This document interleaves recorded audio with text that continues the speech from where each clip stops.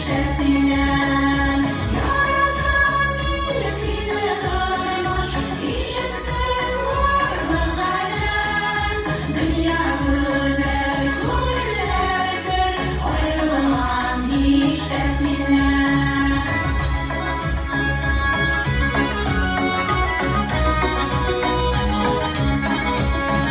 Kırmış ağır değil işte, zarlarını uftanmayıp, yemleri kapıp şükür edip, yaşar yaşar olayıp. Yaradan millesini kırmış, işitsin varlık alem. Dünya güzel, gönüllerdir, ayrılmam iştesinden. Yaradan millesini kırmış, işitsin varlık alem. Dünya güzel, gönüllerdir, ayrılmam iştesinden.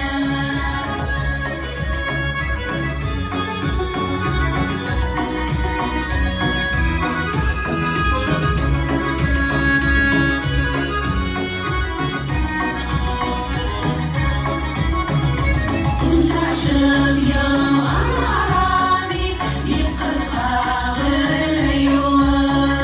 Yeşergen ömürlerimiz, bol kızın uzun yolu. Yaradan millesini kırmış, işitsin varlık alem. Dünya güzel, gönüllerdir, ayrılmam iştesinden. Yaradan millesini kırmış, işitsin varlık alem.